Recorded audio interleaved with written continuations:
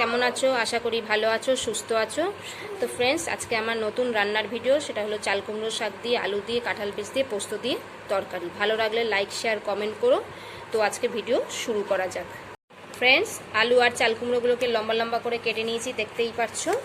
এবার এগুলোকে সুন্দর করে আমরা চটকে চটকে ধুয়ে নেব। পুরো চাল কুমড়ো শাকটাকে ধুয়ে নিয়েছি। এইবার এই চাল কুমড়ো শাকটাকে রান্না করব। তো দেখে নাও, চাল কুমড়ো শাকগুলোকে ভালো করে ধুয়ে নিয়েছি। ধুয়ে নেওয়ার পর দেখতেই পাচ্ছ ধুয়ে নিয়েছি। ধুয়ে নেওয়ার পর এখানে 4-5টা শুকনো লঙ্কা, 3-4টে রসুনের কোয়া, 8 ফালি পেঁয়াজ আর অল্প একটু 2-3 চামচের মতো পোস্ত দিয়ে দিলাম। এই পোস্তটাকে দিয়ে আমরা একটা সুন্দর ঘন পেস্ট তৈরি করে নেব। কড়াইয়ের মধ্যে পরিমাণ মতো তেল দিয়ে দিয়েছি, দেখতেই পাচ্ছ। তেলের মধ্যে আমরা রাঁধুনি বীজ ফোড়ন দিলাম আর শুকনো লঙ্কা ফোড়ন দিলাম। এটাকে ভালো করে ভাজা হতে দেবো। এদিকে দেখো, আমরা এদিকে মিহি পেস্ট তৈরি করে রেখেছি। একটু ভাজা ভাজা হলে ওর মধ্যে আমরা চাল কুমড়ো শাকটাকে ছেড়ে দেবো।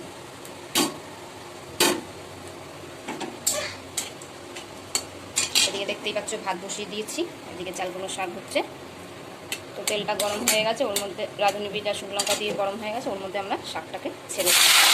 এবার এই চাল কুমড়োর মধ্যে আমরা অল্প পরিমাণে নুন দিয়ে দেবো। অল্প পরিমাণে নুন দিয়ে এটাকে ভালো করে নাড়াবো, যতক্ষণ না ওর মধ্যে দিয়ে জল বেরোচ্ছে। শাকটাকে ভালো করে জলটাকে দিয়ে দেবো। জলটাকে নেড়ে নিচ্ছি।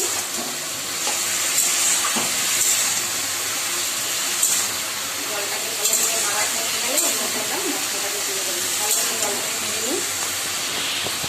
জলটাকে ফুটিয়ে নিয়েছি ভালো করে। এবার এর মধ্যে আমরা মশলাটাকে দিয়ে দেবো।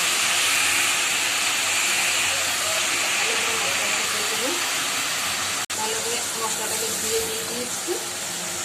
এবার এটাকে ভালো করে নাড়িয়ে কষিয়ে নেব। ভালো করে কষাই নেব। মশলাটাকে দেওয়ার পরে অল্প জিরার গুঁড়ো দিয়ে দিলাম, 1/2 চামচ হলুদ, 1/2 চামচ ধনের গুঁড়ো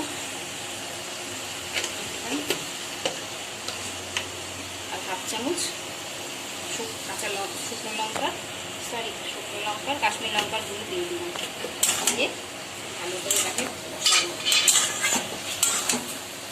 ভালো করে কষিয়ে নেব।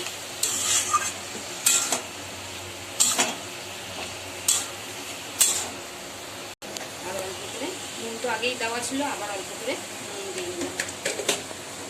দিয়ে ওটাকে ভালো করে যতক্ষণ না তেলের উপরে আসে। এবার অল্প পরিমাণে মিষ্টি দিয়ে দেবো। শাকের মধ্যে একটু মিষ্টি দিতে হয়, জানো। মিষ্টি দিয়ে দিলাম। মিষ্টি দিয়ে আবারও ভালো করে কষাবো।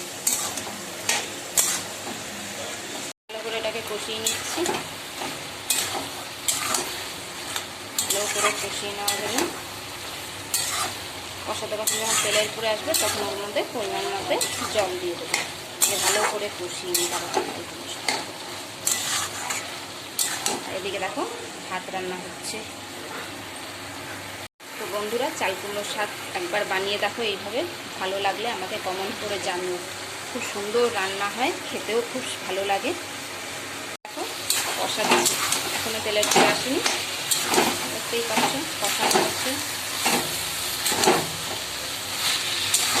চাল কুমড়ো শাকের রেসিপি দেখো, খেতে হেভি লাগে। একবার বানিয়ে দেখো।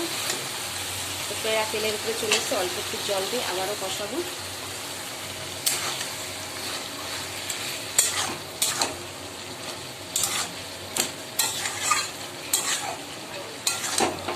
ভালো করে কষিয়ে নিচ্ছি। খেতে এত স্বাদ হয়, একবার বানিয়ে করে খেয়ে দেখো।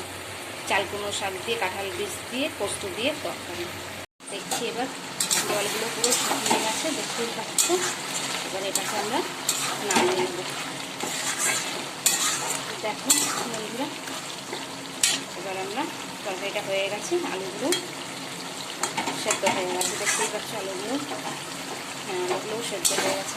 দেখছি এবার জলগুলো পুরো শুকিয়ে গেছে, দেখতেই পাচ্ছ। এবার এটাকে আমরা নামিয়ে নেব। দেখো বন্ধুরা, এবার আমরা তরকারিটা হয়ে গেছে, আলুগুলো সেদ্ধ হয়ে গেছে, দেখতেই পাচ্ছ আলুগুলো, হ্যাঁ আলুগুলোও সেদ্ধ হয়ে গেছে। এবার আমরা তরকারিটাকে নামিয়ে নেব। এদিকে আমার ভাতও হয়ে গেছে দেখতে পাচ্ছ। এ দেখো এদিকে চাল কুমড়ো শাকের রেসিপিটাও হয়ে গেছে। তো চাল কুমড়ো শাক দিয়ে পোস্ত দিয়ে কাঁঠাল বীজ দিয়ে তরকারিটা কেমন হলো, ভালো লাগলে লাইক শেয়ার কমেন্ট করো। তা আজকের মতো টাটা, বাই বাই।